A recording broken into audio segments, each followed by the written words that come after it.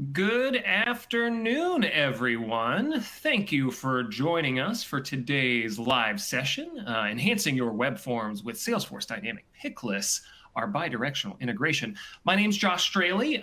If you have attended our webinars before, I should look pretty familiar. I'm going to ramble for just a second, allow more people to join. A lot of interest in today's webinar, and we have some really great content for you today. I think, we're going to do a couple polls, find out how many of you are using dynamic pick lists already. If you are, I think you're going to get some great tips. And if you're not, you're going to see the possibilities if you start adopting dynamic pick lists in your forms. And I can't wait to hear what you think of it. Before we get started, the housekeeping notes that you get at the beginning of every webinar. First and foremost, this session will be recorded. So if you need to jet, go ahead. We'll send you the recording in about 24 hours. But do stick around because we will be answering questions live at the end of the session. So if you have any questions about today's demo or just questions about dynamic pick lists in general, we're going to get them answered for you. So stick around. I do want to draw attention to the Q&A box where you would ask those questions. Should be floating around to the left of my face, perhaps below me. That is where you can communicate with me during the webinar as Joelle is presenting. If you are having any problems, go ahead, toss me a question. I'll get those answered for you. But if you have questions for Joelle, we're going to hold those until the end. Feel free to post them at any time, but we'll answer those at the end of the session. Last but not least, a couple resources that I want to draw your attention to in the Resource Center. That should be floating around to the right side of my head. We do have the documentation for FormAssembly's dynamic pick list feature. If you're a FormAssembly user, you should be familiar with our Help Center. It's got great documentation, step-by-step on how you set up dynamic pick lists, but Joelle's going to show some of that to you today. I do want to point out, not a lot of people know this, FormAssembly does offer consulting services. So if what you see today is like sparking an idea for how you want to accomplish something with your forms, but you yourself have no bandwidth. I know the end of the year is coming up. A lot of busy people. If you would like to have a FormAssembly person take a look at your forms and, like how they're set up, and if you need help figuring out how to accomplish the things that you need to accomplish, our consulting packages are a great way to go. Our experts are able to help you use your forms to solve your problems. It's often better than just trying to do it yourself. So if you're in need of those services, I do encourage you to check out our implementation services. They can hook you up with some consulting. Last but not least, any feedback that you have from today's session or about FormAssembly in general, and feature requests, I've got the form for all of those also in that Resource Center. So go ahead and hit that link if you'd like to give us any feedback. There we go. I think I've rambled enough. We've allowed a couple more people to join. Welcome, everyone. Before I introduce Joelle, just a reminder, today's session is recorded, so if you came in a little late, you can grab the beginning of this session when we email it out tomorrow. Good afternoon, Joelle. How's it going? Good afternoon, Josh. It is going good. I am enjoying the warm weather while it lasts since I'm visiting my parents in Dallas, so it's definitely nice here. Nice. Well, I'm based in Ohio. We're getting a little bit of those cold mornings and then hot afternoons where you got to layer. So here I am layering. But yes, we do have to enjoy it while we last because the end of the year is coming up.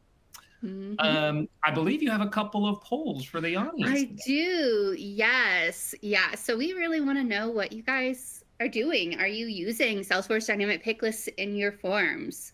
I know, I love Salesforce Dynamic Picklists, so I always shout them from the rooftops, but I'm curious of, how our customers are actually using them and everything. So let's see. Let's see if you guys are using them. I'll give you guys some time. You can just go ahead and click yes or no on there. Yes. And then once you get a good number of responses, we'll move in so we can see how you guys are using those dynamic pick lists. Yeah, we're closing in on 50% voting though. We're just passing it. We'll give them 10 more seconds. I had the privilege of going to Dreamforce this year, and a lot of the customers and partners that I spoke to at the event, they called out dynamic pick lists in specific. Obviously the Salesforce audience, big fans of these kind of more advanced Salesforce features. Yeah. Okay, I think we're good. So let's see. Okay. We're right about close to 50-50. I'm surprised by that. That is great news. You guys are coming to the perfect place for both learning more about it if you're already using it, and then also just learning the full capabilities of it for those that just came to learn. So now this is going to be kind of more geared towards those people who are already using it, but how exactly are you using your Salesforce Dynamic Pick Lists? You can go ahead and enter the answer there.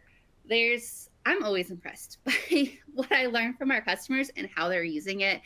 I've been at FormAssembly for almost 4 years now, and I'm still constantly learning from our customers. And I'm like, I had no idea that you could use that feature that way. So I'm impressed by our customers. Yeah, well, even while we were rehearsing for this webinar, I was learning more about the capabilities of this feature, and it goes beyond a lot of what I thought it was capable of. And it's possible to kind of like build more. I don't want to say complex, because it's not scary. It's almost like logical how you build it, but you can just kind of nest and really get very specific with the options that you offer in your forms, which is really cool stuff. Mm-hmm. Yeah, I'm excited, honestly, to just share with you guys everything that we're doing today. And there's going to be plenty of opportunities to learn how to set up your dynamic pick list. I think I've got 5 different dynamic pick lists that we'll be setting up today during the demo. So you guys will see a variety of ways to do it.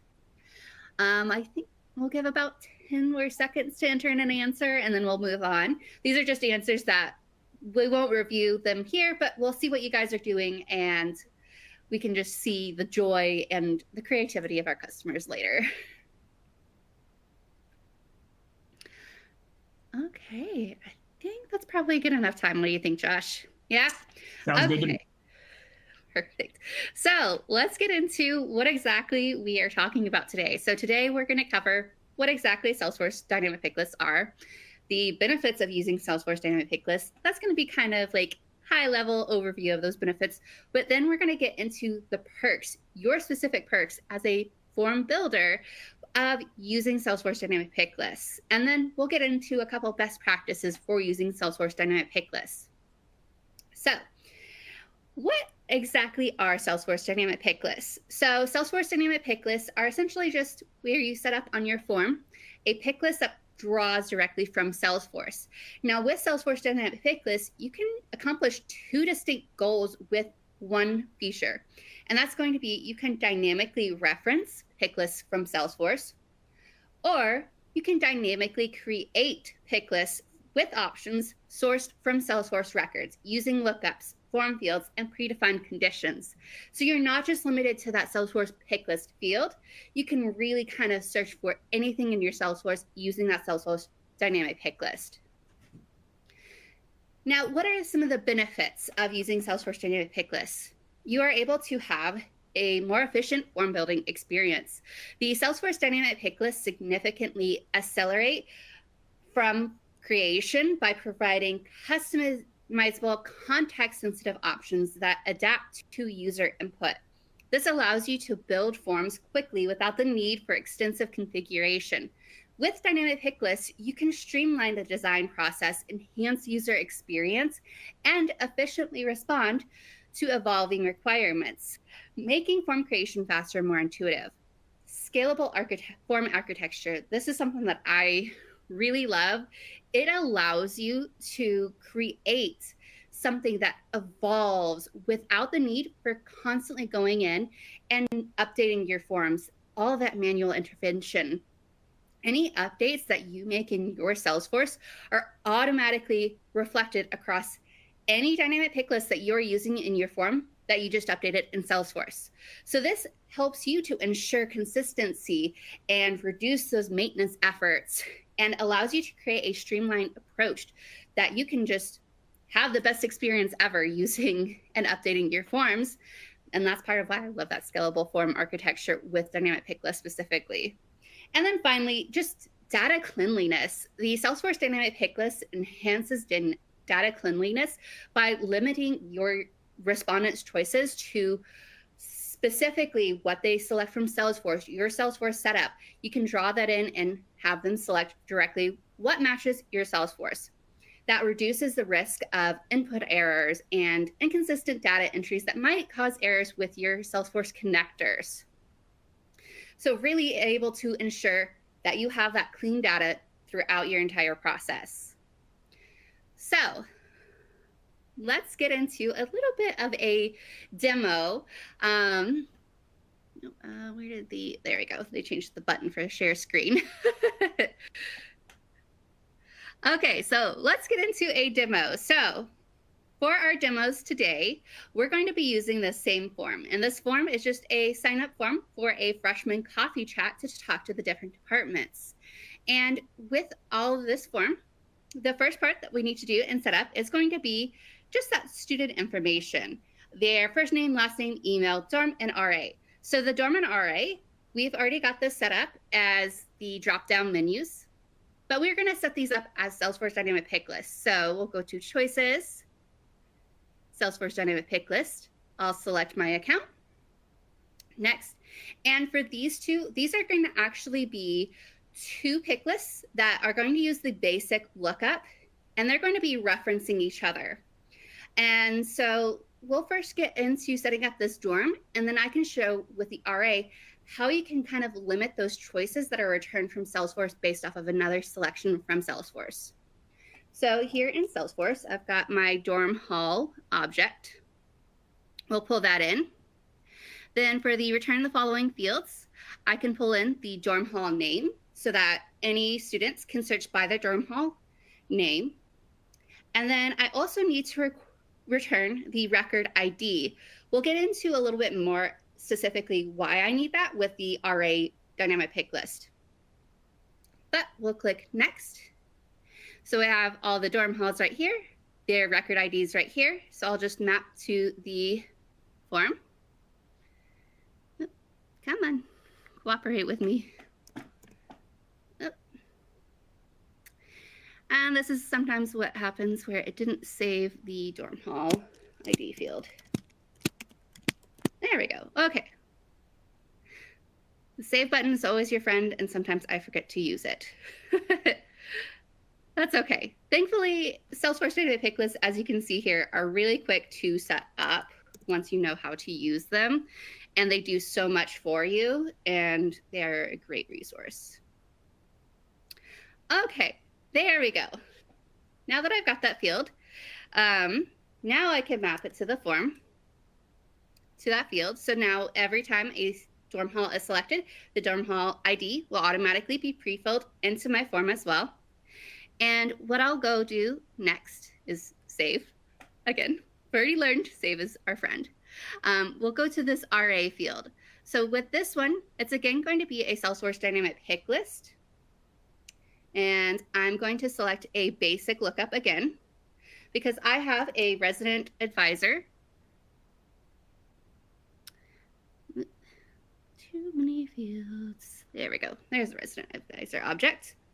And I can limit the resident advisors that are returned based off of that dorm hall. So we will do the, come on. There we go. It's not liking to scroll down today. Don't know why. So I'm returning the resident advisor name into the form. And then how I limit the resident advisors that are returned is by adding a condition. And you can see here on the objects and the fields on the resident advisor, I've got the dorm hall field. And with this, I will do a matching form field. But one thing to kind of keep in mind with dynamic pick lists is also how your Salesforce is set up.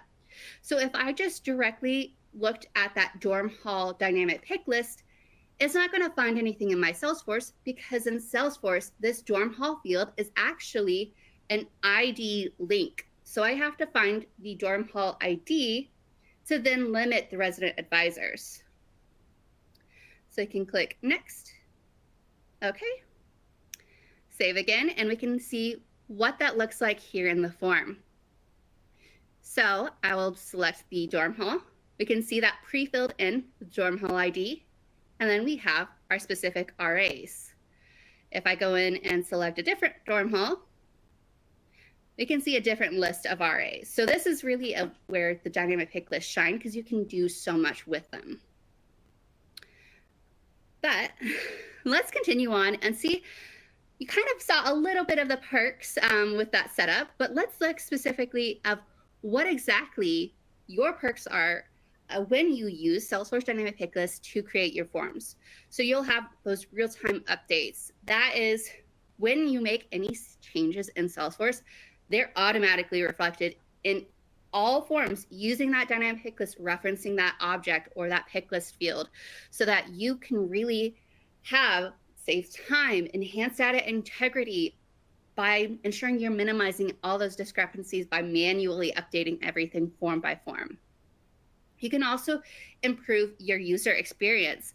And this is both from your side as the form creator and also your respondents, because as the form creator, you can benefit from those real-time updates, eliminating the need for manual updates and just all that time that you're going to have to spend changing everything minutely. But then for your respondents, they enjoy that streamlined, intuitive user face that will present them with relevant options, reducing their frustration and increasing satisfaction, because they're only seeing things that are relevant to them and the data format that they need to enter in information to successfully go through your form and everything else. And that kind of ties into that data integrity.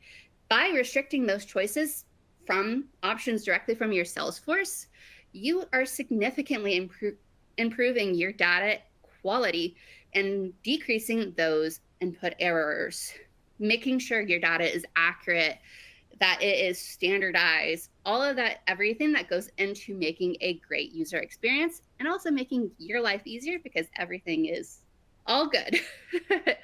And then kind of going into that increased efficiency, boosting that productivity and everything, because you're saving so much time. You don't have to go through everything. And then we have contextual relevance. I kind of mentioned that before, but it really is, again, another perk that I just want to highlight, because it does give your respondents and yourself that direct link to what you need, rather than showing so many options. I know sometimes in Salesforce, I have sometimes like 2,000, 5,000 records. By using that Salesforce Dynamic Picklists with those conditions, I can limit those options shown to just like 10, 20 from those respondents and get them the information that they need specifically. And then you have that integration with other data. You kind of saw a little bit of that with the dorm and resident advisor, but this is where you can really leverage those related records with those Salesforce Dynamic Picklists to make everything relevant for your respondents, but then also incorporate all that data with your Salesforce data and get things that you need to cross over and pulled into the form so that you have everything that you need there. So let's hit up another demo. So I'll go back to that same form we were just at. There we go. Sometimes it's a little slow. Okay, so for this one, we're going to set up 3 dynamic pick lists here. So this first one is just going to be kind of a more simple dynamic pick list, but it's going to be one where it is a direct one, but we can limit what is shown. So here, it's just going to be selecting that coffee chat the student wants to attend. So we'll go in here. We'll create the pick list. And it, again, is going to be a basic dynamic pick list. And this is going to be a campaign object. Now, what we're going to do with this setup, you can do for any of your objects. As long as you have good naming, good, strong naming conventions, you can take what we're doing here and apply it to any objects within Salesforce. So what do I mean by this? So we're going to return the field, and the return field, the first one that you select is the one that your respondents will use to search the dynamic pick list. So name. There we go. Then we'll add in a condition. So this is where that good, strong naming convention comes into play. We're going to take that name field and we're going to enter in contains. And this is going to be a text value. And we just want to say that it contains coffee. And then I'm going to add another condition, and this is going to be active and a true false value, and it's going to be true. So what this is saying, whenever the Salesforce Dynamic Picklist is searching my campaign objects, is, hey, return only those campaigns that have coffee and are active. Then this way, my respondents can only see those coffee chats that are directly related to this form. This also makes this form longevity, because if I want to use this again next year, those coffee chats that I'm using this year will be inactive, and so they won't show, and I'll have the new coffee chats available for next year, so I can reuse this form over and over again. Now you'll notice I do also have a field for the campaign ID. I did not add that one, so we'll go back in here, and I can just come in here and add it without having to change anything, and we'll just map that. So if I need to make edits or anything to a dynamic pick list, it is very easy to make those edits.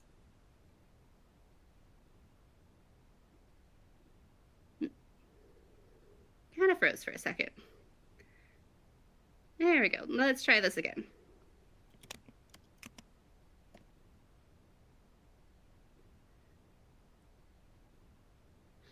Okay. Save the form. Try again.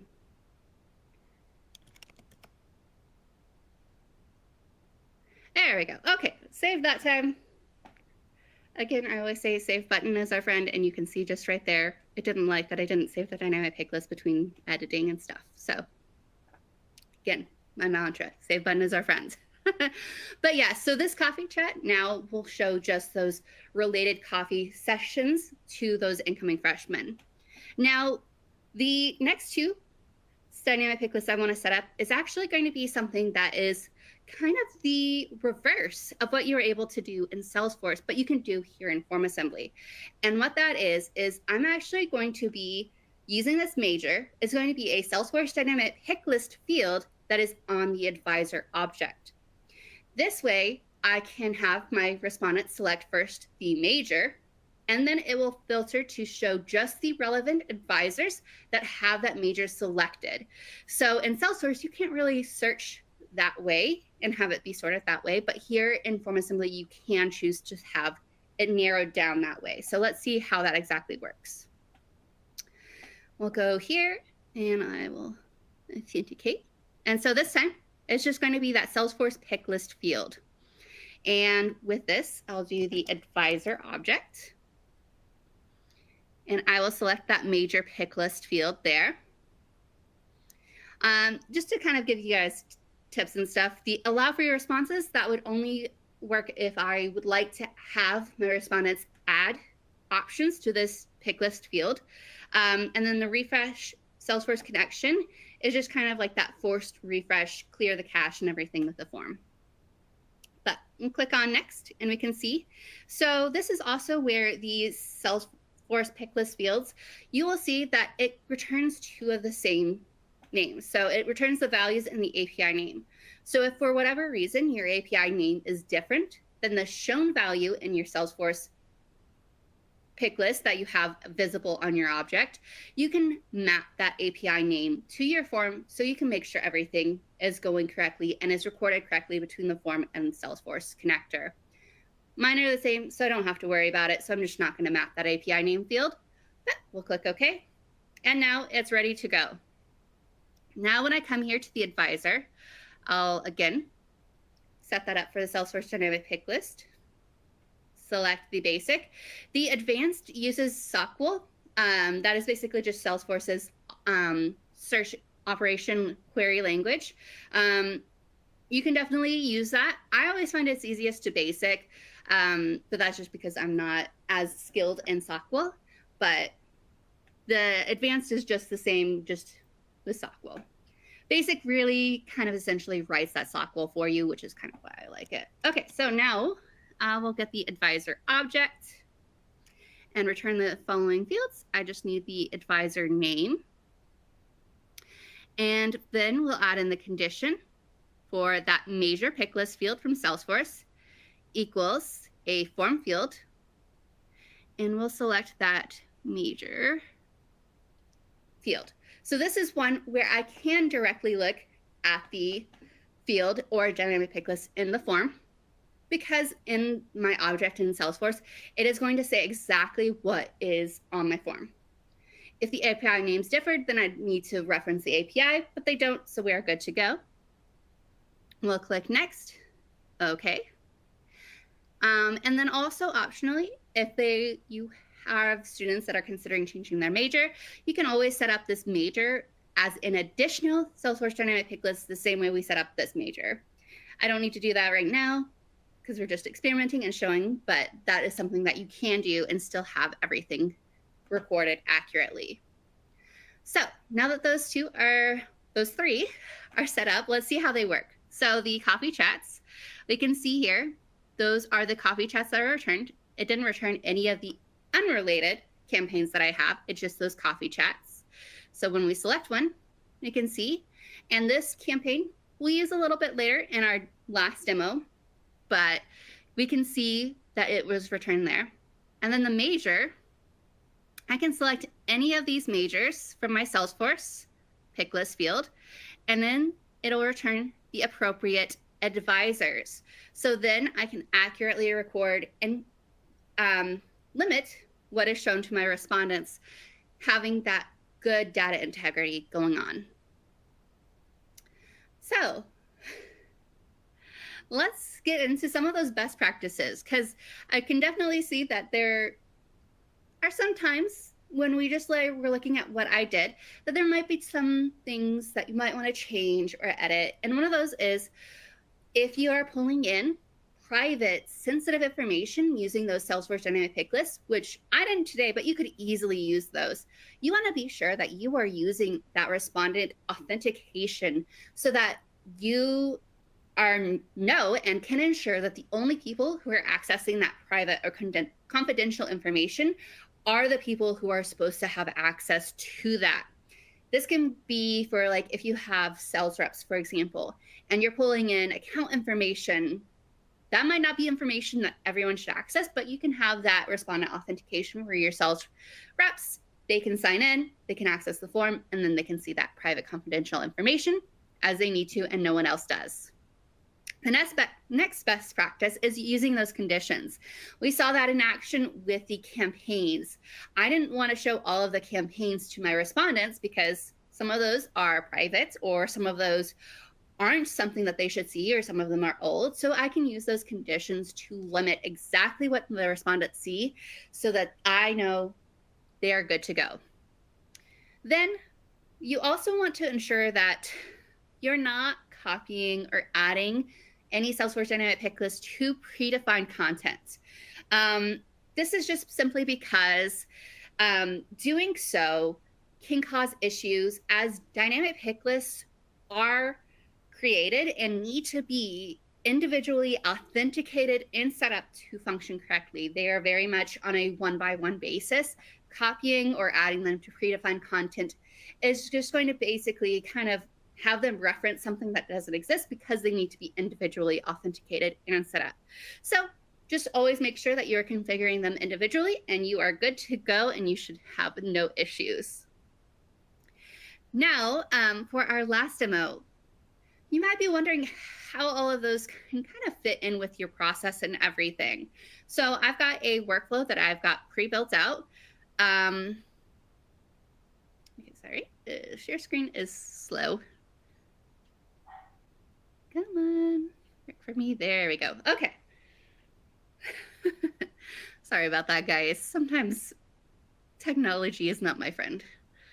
Okay, but we've got the coffee chat workflow. So we have this form that we were just working on where we set up all of those dynamic pick lists. So with this, it's not just going into my Salesforce connector, where here, all the information I need is basically create a campaign member record for those coffee chats so that I can know how many people have signed up and record them in my Salesforce.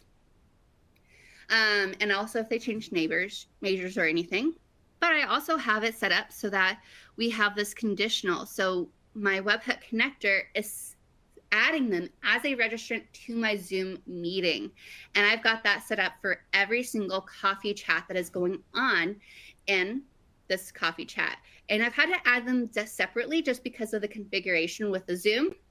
But this is something that I can take all of that information from Salesforce and actively use it in my other processes and streamline those. So really, you can take those Salesforce Dynamic Picklists and use them and pull them into other integrations that you may be using to really streamline your data processes and everything.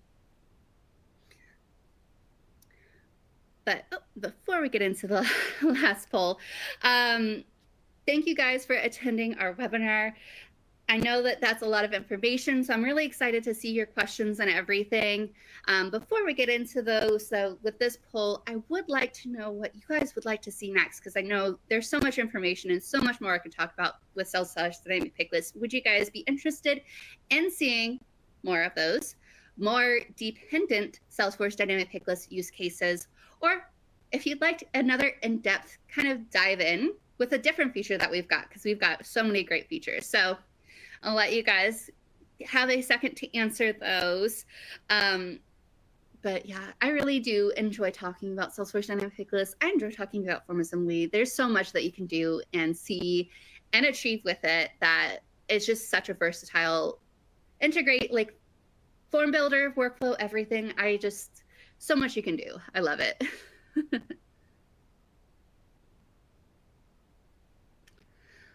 Okay, I think a few more seconds to get a couple more answers to that poll in. But while we're waiting, we could probably answer one question. What do you think, Josh? Or should we just wait? Well, I'd love to answer one because I always get it a couple times. Is this meeting being recorded? And yes, if you'd like to go back to see any of Joelle's demos today, because I saw a lot of you were asking questions that she was answering in the demos. So I think some of you will already have some of your questions answered. But if you want to review them, we typically take about 24 hours to get the recording into your inbox. So look, early Friday afternoon, we'll get that recording in there for you. I think we have one more. Oh no, it's just the poll results. So I'm ready to. There we go. Perfect. Okay, so they really like the dependent Salesforce Dynamic Picklist use cases. That is great. There are so many ways that you can use this to integrate with the number of objects that you've got in Salesforce, and also those picklist fields in Salesforce that you can use those. It's kind of like one of those endless possibilities. So definitely good to know that you guys are more interested in more of those use cases. Yeah, and we can definitely dig into that in future webinars, but we can answer some questions today. Sorry, I clicked next as well. I think we clicked it at the same time. Yes. So I'm going to go, we'll popcorn these. We've got a lot of great questions. And as I said, I think you've demonstrated some of them, but we may just kind of reiterate the answers. But let's get this question from Amelia. Amelia asks, can you use any field from Salesforce in the dynamic pick list? Yes, you can definitely, as long as the user that you authenticate in that beginning step of setting up the Salesforce Dynamic Picklist has access to read and write to that field, you can use that field in your Salesforce Dynamic Picklist. It's just going to maybe take a couple of additional considerations, like for the dorm hall, I couldn't use the name. I had to reference the ID, even though it's just the name that appears in Salesforce. So just kind of knowing what that is and how your Salesforce stores those, and you can use any field. Fantastic. Some questions about SOC. Well, I'm going to save those. We'll get into those. This question from Jackie, is there a pick list value limit that makes the pick list values a type ahead versus a drop down?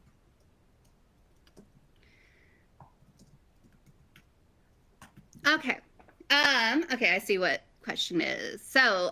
So you can actually do either or with the Salesforce Dynamic Pick List. So the Salesforce Dynamic Pick List can return up to 2,000 options at a time from Salesforce. So what you can do is have your respondents start typing in so that they're not having to scroll down all 2,000 options. They can just start typing in.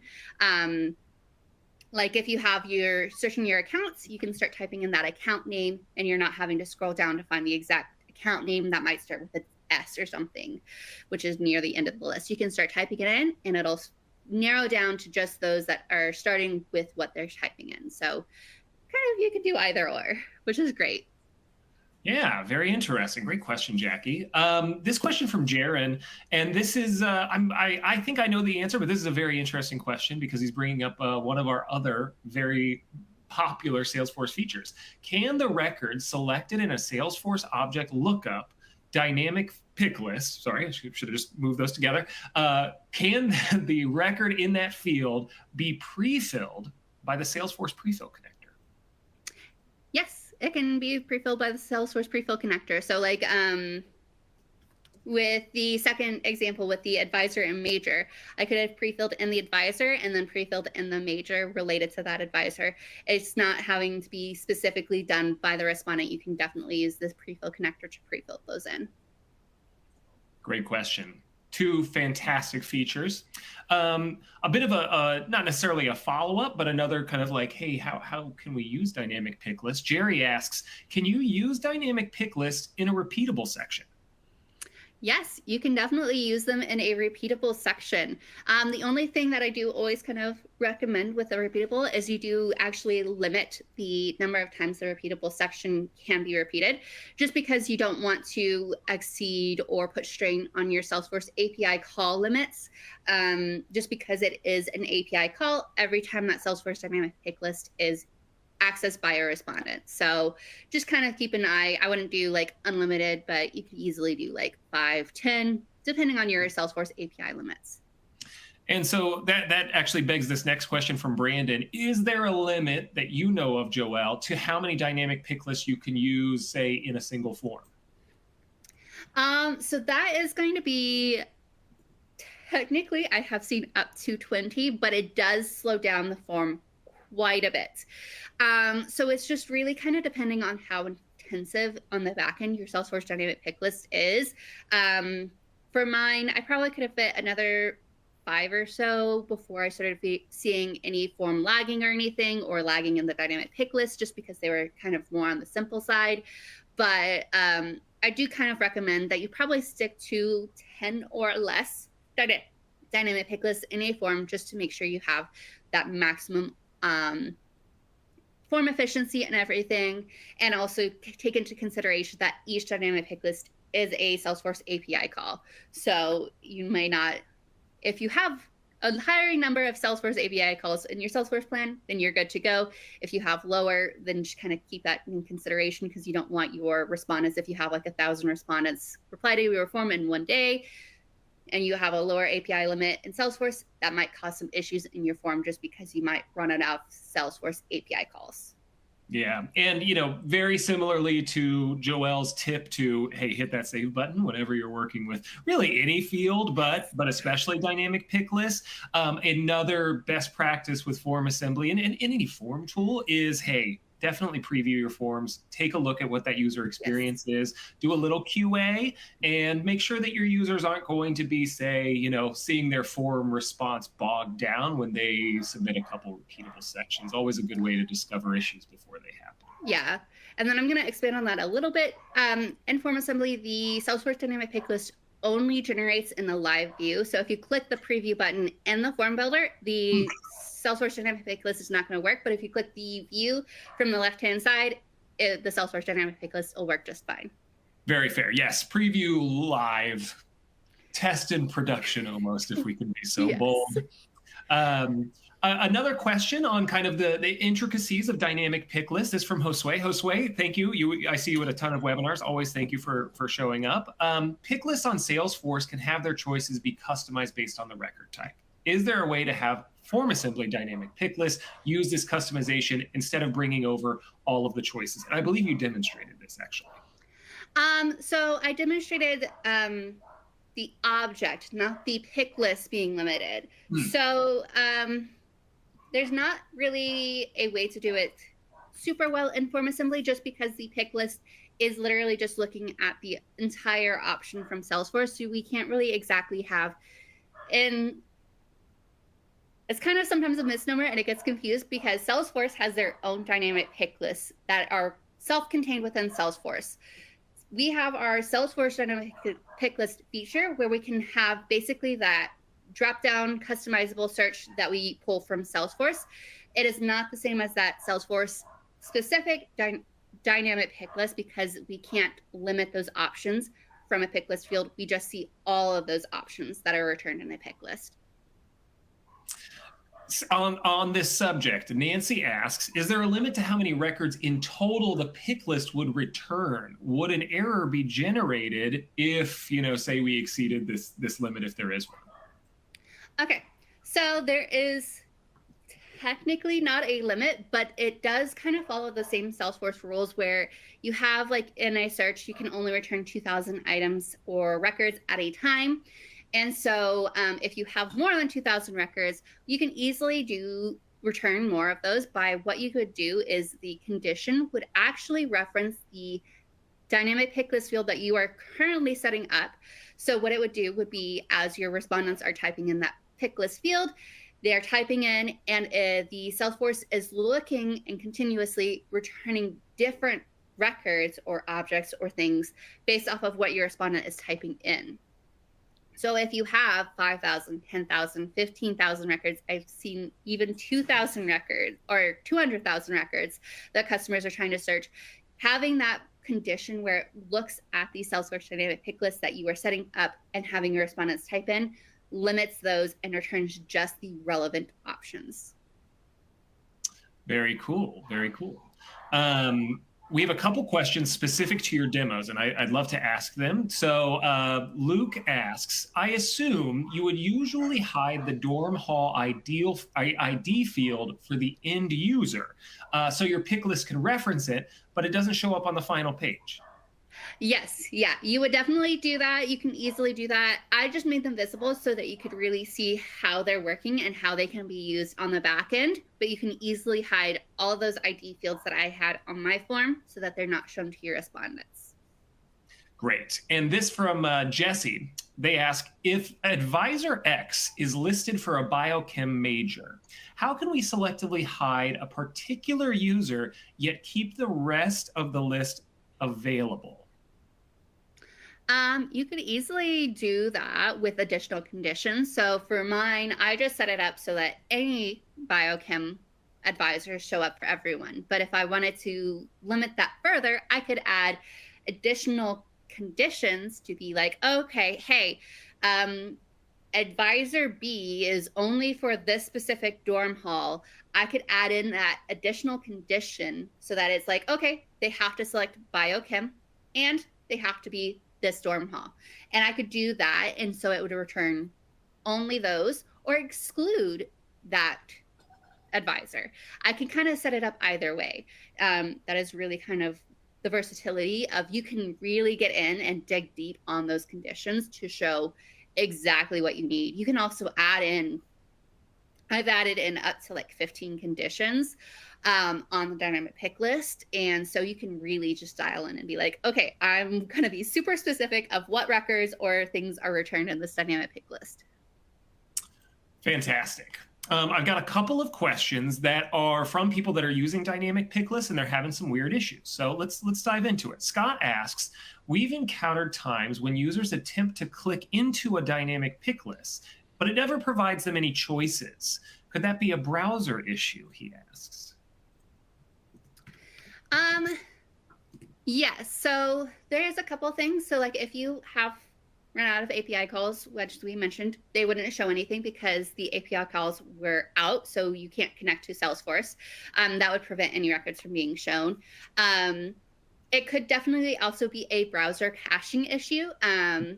There's been times, like on my form, if I did not refresh between selecting and clearing out the different options in the Salesforce Dynamic Pick List for those dependent ones I did, I wouldn't be able to select the other options. So caching issues could be something as simple as just refreshing the form should be able to help them see those other options.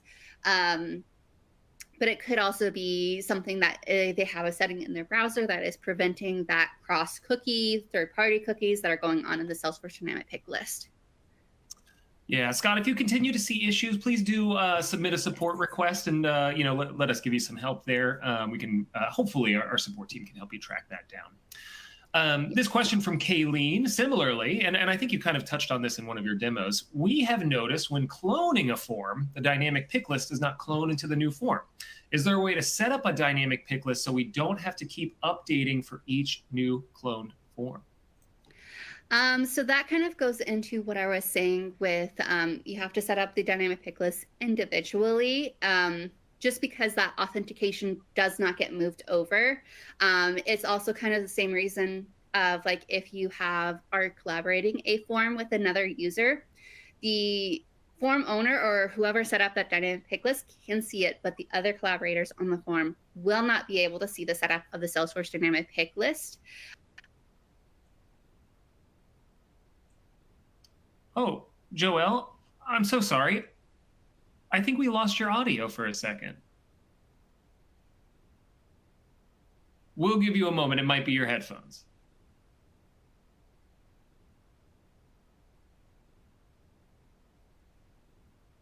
Not yet. There's a chance that I'm doing my best at reading lips. There's a chance you might have to change your your settings in the webinar. I would say that's a possibility from the connected section.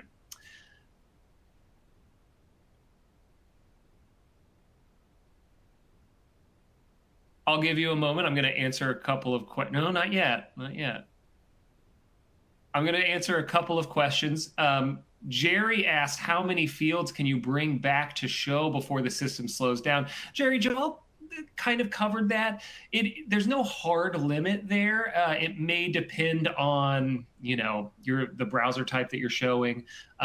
So, it would behoove you to probably constrain the amount of fields that you bring back into the form. But again, as we said earlier, once you have built a dynamic pick list into your form, we would suggest that you test that in a live environment to see if, users commonly, use a common browser, pull up a Chrome browser, see if they would have an issue there. Yes. Am I back now? You are back now. Welcome back. Perfect. Sorry, my headphones died mid-sentence. No problem. I'm so sorry. Let's go back to that question because you were right in the middle of it, and I scrolled away from it. I'm so sorry. Do you remember where you were at? Okay. Cloning a form. Yes, cloning. Okay, so yes. So part of why they need to be individually authenticated per dynamic pick list. So you can't clone, you can't copy the pick list field within the same form, you can't add it to the predefined content, is to kind of help preserve some of that security for Salesforce, because it is literally directly connecting to your Salesforce and pulling in records. So we would just want to make sure it's secure. So that's why the individual authentication per dynamic pick list is required. Thank you. Speaking of configuration, Elaine asks, if we create dynamic pick lists connected to Sandbox for a proof of concept, can we edit to change the connection to production, or do we have to set it up from scratch on the form?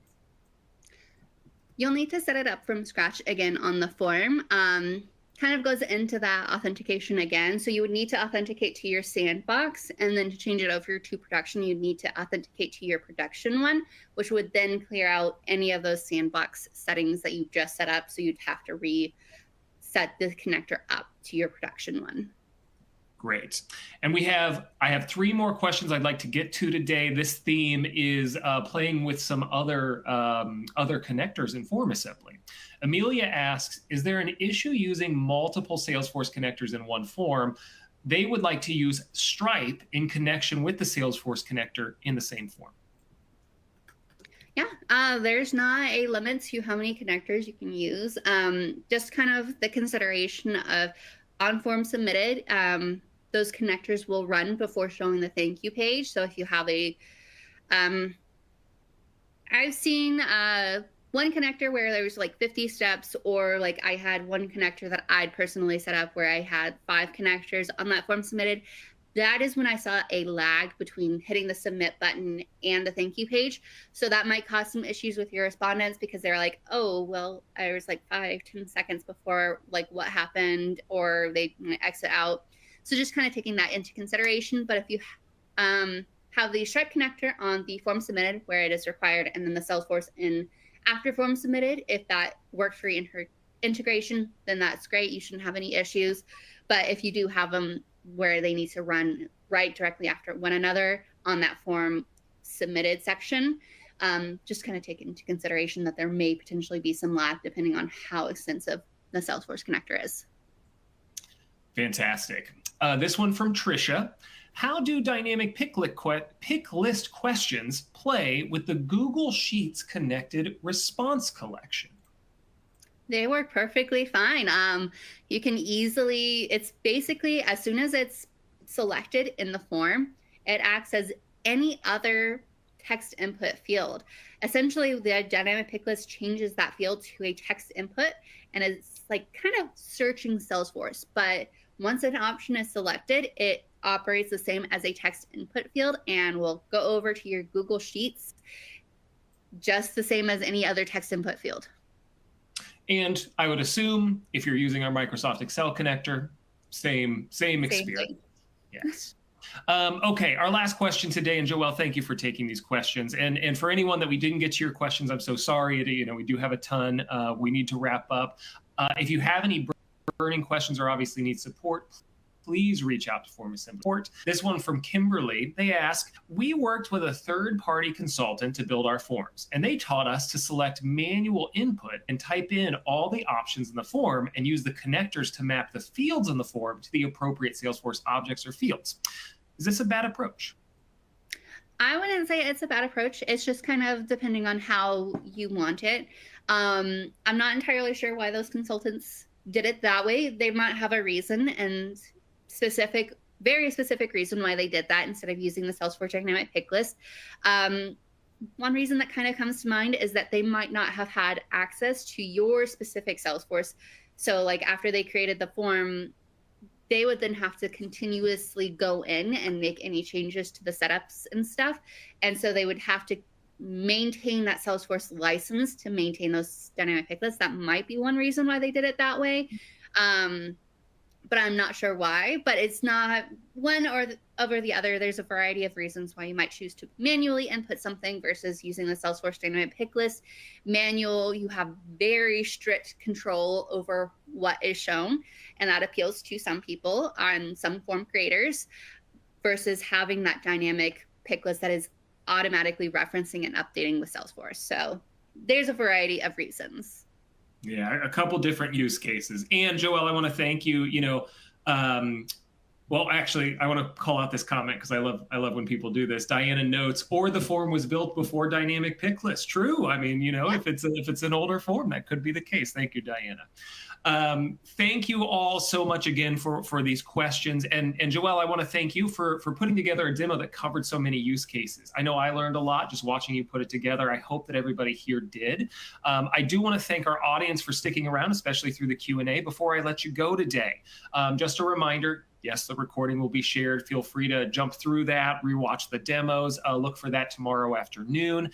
The resources section of this webinar does include links to the documentation for the pick list feature. If you'd like to dig into the advanced object lookup that includes SOQL, we do have some instructions there as well that can give you some guidance. I know we had some questions in there in the Q&A that we didn't get to on SOQL. There's some guidance there in that article. If you would like full form assembly consulting, where we can give you, a deeper dive into your needs and your data and figure out how dynamic pick lists or any form assembly feature could help you, please do take a look at our implementation services. We offer packages of consulting hours that I know a lot of customers really value and they find a lot of value in. If you are in a position where you really need an expert on forms to help you through something and you don't have a third-party consultant that you work with, as some of our other attendees mentioned, we can give you some help. Please do check out that option. And then last but not least, product feedback. Feedback on this webinar. The feedback form is in the resource section as well. And when you leave today's webinar, you'll also have a quick survey on the content, the quality of the audio, et cetera, et cetera. Please take some time to fill that out. I know Joelle and I both take that data very seriously, and we use it to improve the sessions that we have. Thank you all again. Joelle, I just want to say thank you again and give you a chance to say goodbye to the audience before we head home today. Yeah, thank you so much for attending, everyone, and thank you for your questions. They were all really great questions, and I'm excited to see the ones that we didn't get to. Yes, absolutely. Love the Q&A. Appreciate everyone for coming today. Have a great weekend. We'll see you at the next one.